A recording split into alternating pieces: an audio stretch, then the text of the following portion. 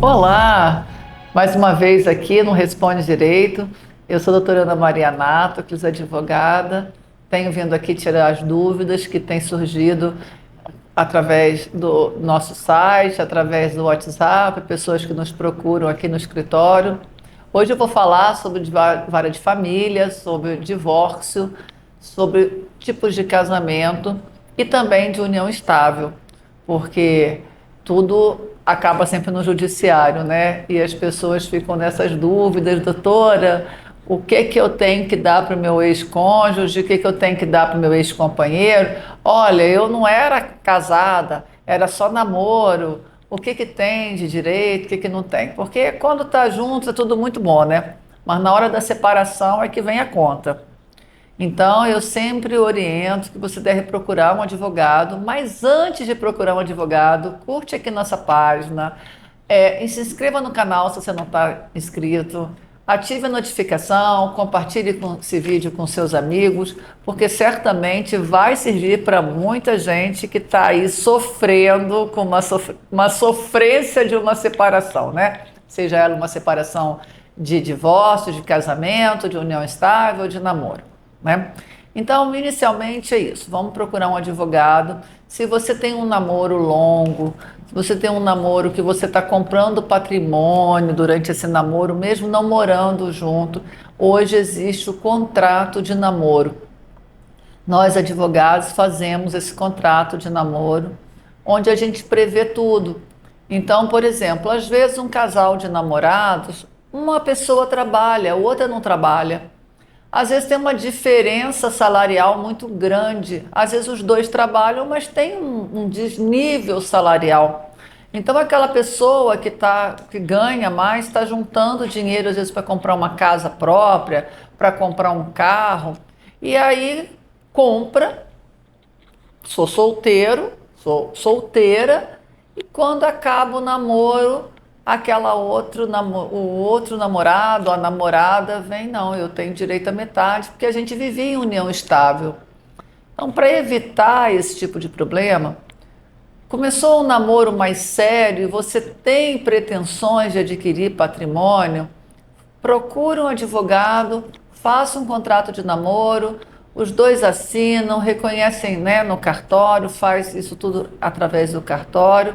Ah, mas aí a outra parte não vai querer assinar. Então troca de namorado, né? Porque no começo tudo são flores, né? Mas depois vem a conta.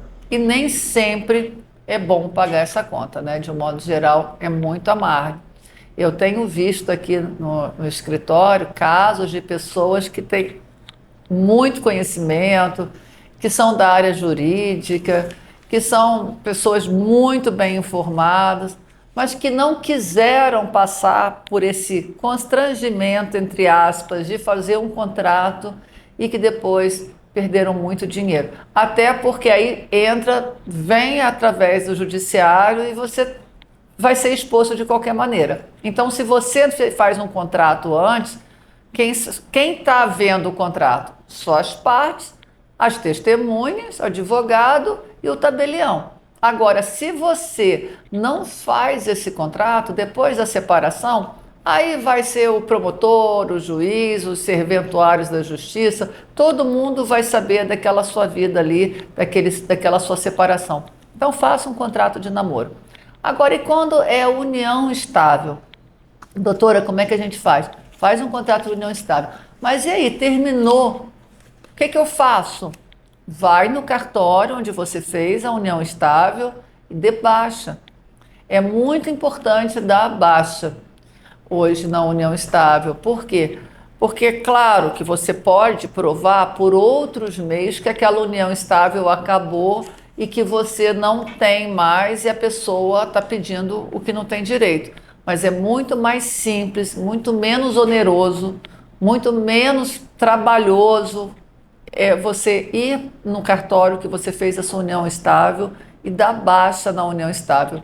Basta um ir lá e falar, não estamos mais juntos. Aquilo vai acabar. Então, se você quer viver em união estável com alguém, ali você pode colocar o regime de bens, como vai ser se vocês tiverem filhos. Vocês podem colocar todas as questões, porque um contrato de união estável, bem feito, vai evitar uma dor de cabeça enorme no futuro, vai evitar um prejuízo muito grande no futuro. E quando é o divórcio? Ah, doutora, a pessoa não quer assinar o divórcio, não existe isso. No Brasil não existe essa de o meu cônjuge não quer, o meu ex, a minha ex não aceita me dar o divórcio. Essa coisa de aceita dar o divórcio só existe na televisão e em filme. Por quê? Quando um quer, os dois se separam.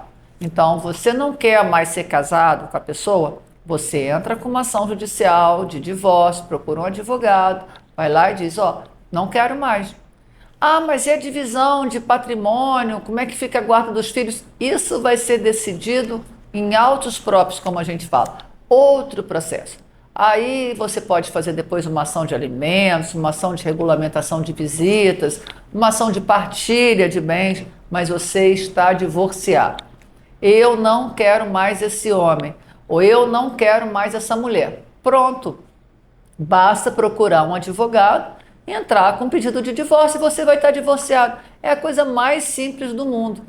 E a questão patrimonial? Sim, aí a questão patrimonial, tanto do lucro quanto do prejuízo do casal, isso vai ser dividido depois numa ação de partilha dos bens, dos haveres. Você tem visto aí casais famosos que se separam, muitas vezes totalmente endividados. Essa dívida, ela é dividida entre o casal. Os dois são obrigados a pagar aquela dívida. Assim como os dois ficam com todos os bens adquiridos na constância do casamento, isso pela legislação básica brasileira. Que pela legislação brasileira básica, se você não faz pacto pré-nupcial, o que vale é a comunhão parcial, ou seja, tudo que foi adquirido na constância do casamento é dividido, tanto bens quanto dívidas. Ah, doutora, mas eu não quero isso. Eu ganho muito bem e eu estou casando com uma pessoa que ganha muito menos do que eu. Faz um pacto pré-nupcial. Você casa com separação de bens com pacto pré-nupcial. E aí você coloca ali, sabe o jogo do bicho? Vale o que está escrito? Na vida funciona assim. Tudo vale o que está escrito. Você faz um contrato onde está escrito, por exemplo, que o que foi adquirido na constância do casamento com o esforço de um só e que foi comprado em nome daquele um, não se divide. Ok, você pode fazer isso. Basta você fazer um pacto. Você pode colocar tudo o que você achar possível e, claro, com uma orientação de um advogado, porque você colocar que você tem direito de bater na sua mulher não tem valor, né? Então você só pode colocar coisas legais. Mas você pode colocar, por exemplo, que o cônjuge vai viajar uma vez por ano, ou que o cônjuge viaja e que isso aí não quer dizer, essa alteração na rotina do casal não quer dizer traição. Quer dizer que ele pode, por exemplo, depois de casado, se tiver filhos, digamos que um cônjuge a família mora em outro país. Você pode colocar no pacto pré-nupcial que aquela pessoa vai viajar com os futuros filhos todo ano para aquele país. Então, aquilo dali já vai ser uma coisa que você vai estabelecer ali. Cada caso é um caso, porque as pessoas têm suas necessidades específicas, né? Então, por exemplo, pode ser um comerciante, um empresário, casando com uma pessoa que não trabalha. Então, ele pode colocar que o fundo comercial dele, que a empresa dele, só pertence a ele. E que todas as decisões que ele tomar depois do casamento vão ser só dele. Mas isso tem que estar ali no pacto pré-nupcial. Um pacto pré-nupcial bem feito evita totalmente o problema. Por quê? Porque se estiver bem amarrado, depois de uma separação, um advogado da parte contrária não vai ter onde se segurar para poder pedir uma indenização, para exigir. Imagina só um caso de um modelo muito famosa, que ganha milhões e milhões e milhões, é casada com um cara, com um homem. Esse homem não trabalha, mas tudo que ela adquiriu pertence aos dois. Por quê? Porque eles são casados, comunhão de bens, comunhão parcial de bens.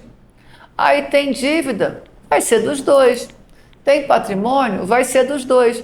Um jogador de futebol que ganha aí milhões por mês, por ano, ele pode fazer um pacto pré-nupcial. Teve até um caso muito famoso aqui no Brasil, que eu não posso falar o nome, mas que na época apareceu em todos os jornais, foi há mais de 20 anos atrás, que era um grande jogador com contratos em euro, e quando a moça engravidou dele e foi se casar, ela teve que assinar o pacto pré-nupcial. Ele falou: sem assinar esse pacto pré-nupcial, eu não me caso. E ela já estava embuchadinha, não pôde não se casar, e a mãe dela nem foi ao casamento. Se sentiu ofendida. Ok, eles se separaram e ele continuou com o patrimônio dele. Obviamente que nesses pactos, nessas pessoas que têm muito dinheiro, você coloca, às vezes, um valor anual, um valor pelo tempo, como se fosse uma indenização pelo tempo que a pessoa passa junto. Isso é comum também. Mas tudo isso, como eu estou falando, é caso a caso. Cada pessoa tem uma necessidade. E é muito importante você resolver isso exatamente na fase da paixão. Porque na fase da paixão, se é paixão mesmo, se é amor mesmo, a pessoa aceita aquele pacto. Então a pessoa assina, a pessoa vai discutir, assim, sem pensar no amanhã. Ela vai pensar que ela quer ficar junto. E você, os advogados, vão ser pagos exatamente para evitar essa dor de cabeça futura. Então pensa bem, não adianta nada você ser muito inteligente, você trabalhar, você ter uma grande habilidade de futebol ou para ganhar dinheiro, e você não se preocupar com o seu futuro. Cada pessoa que você se relacionar, você vai abocanhar uma fatia do seu dinheiro. Depois de alguns relacionamentos, você já não vai nem ter o que dividir. Então pensa nisso antes, né? Pensa, o divórcio hoje não precisa mais do consentimento, mas a partilha sim dos bens. A partilha vai ser discutida depois, mas é importante também discutir. Quando você se divorcia, também isso é muito importante. Sem a partilha, o seu próximo casamento obrigatoriamente vai ser com separação de bens. Então, muitas vezes as pessoas até se divorciam sem fazer partilha para um próximo casamento casar com separação de bens. Isso tudo você pode conversar com o seu advogado. Qualquer coisa, nós estamos aqui, nós fazemos direito de família, estamos nessa área, eu há mais de 30 anos, mas o escritório advoga nisso há mais de 40 anos de experiência. Então, toda essa questão de pacto pré-nupcial, de divórcio, de separação de união estável, contrato de namoro, a gente tem uma equipe muito gabaritada para explicar isso, para tirar essas dúvidas e para montar esses contratos para vocês.